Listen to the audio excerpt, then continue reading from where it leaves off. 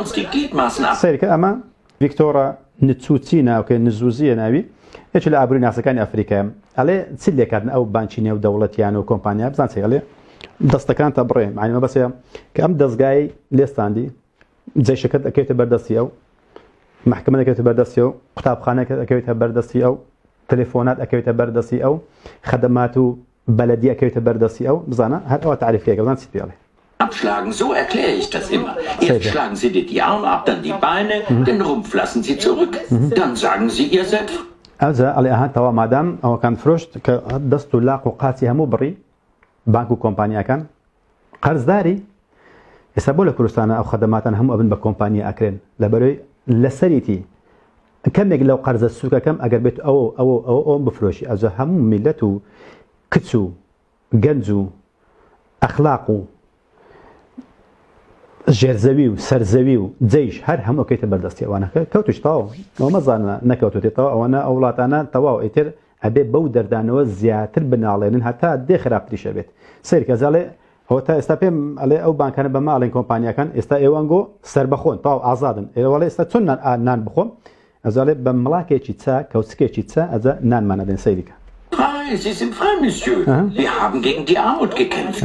ما تجي فقيري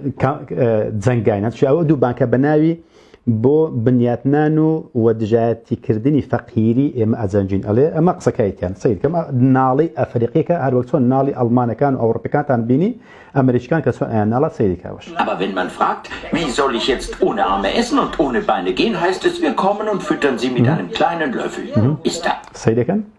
عليه باشا خدشون دستو لاخد بريم يعني وكو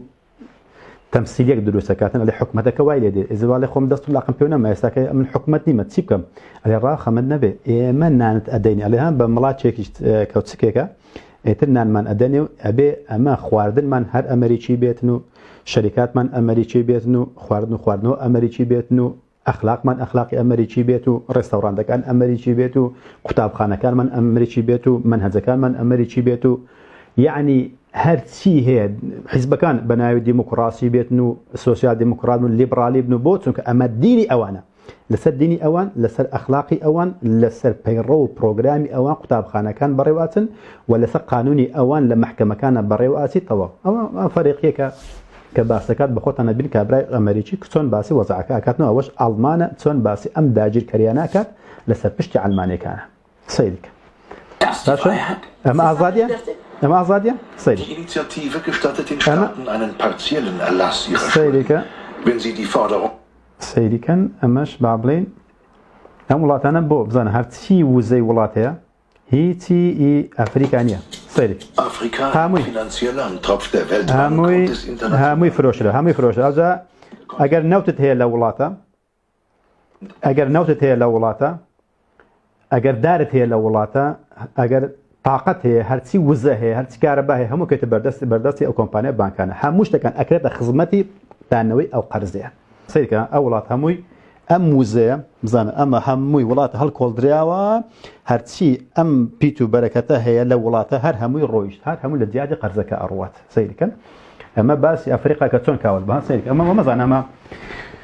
سيدي كما هموي باسي ام تاوانا كان كتسون بانك كانوا فيرما كانوا شركات كانت تسون ولات سيدك بطالانه بنطاوهم لزاتي وقرزين بويك نفط عليه 1 مليون اورو تصاب ما 2 مليون برميل للروجيكا لكردستان العراق الروي ابو ايوانيه باش بزان لالمانيا شبو المانيا فانيه لافريقيا شوف ابو افريقيا سيدك هم رويشتو او انا هر هم ابي خلشي فقير بكريم خلشي بكري بكويلا خلشي بكري بتزيش بو اويك هر هميان لا طاقك اي شركات كومبانياكيا خلقك شو او ابن بشاغرد وبتزيشي اوانو حكومتش دستمويا حكومتش الظالم دتكايوا او تباس او وزعاك كبراسي بداخوا سنزل علم بداخوا كزلو موضوع نادوت بالكو هندك شتي تسوا شكاري لا اخبار كان نشان مندن والله سطا النوط نو لدي نيدرويا سطا النوط نو لدي نيدرويا حد سي كشنو برينو اجاو فتنه هرتي هي هر هم لجر كيف بانك كانوا كومبانيا ببيع واش كصدج من خوشي بناسب ولا شباس ولا وبراء كينو لا كباس ولي امر كين يعني باسي سروكا كينو شري برلمان وشري حزبياتي ياخذ شري مذهبي هل اشتكاكيتو ئەمانە ئەو کێشانە هەنە بەڵام ئەو کێشانە وەکو ئەو زەقیەی نییە کە ئێستاکە بۆیان زەق کردنێتەوە بۆی کە ئێمە مەشغول بکرێن بەو شتانەوە دوژمنی خۆشمان نەناسین ئێمە دوژمنی خۆمان چۆن ناسین ئیلا ئەگەر جێیشێک هات و زلێکی عسکەری لە بەردا بوو ئەو ئەزانین لە کاتێکە نازانین کە چێ دوژمنی ئێمە سەیرکە ئەوانە هەمووی ڕوس فەڕەنسین و ئەمریکین و ئەڵمانین هە لە UN ئەمە کارمەند بۆ باسەکان لە UN کارمەندە هەمووی باسەکاتن باسی چەکەن کە چۆن وڵاتانە چۆن داگیر کراون.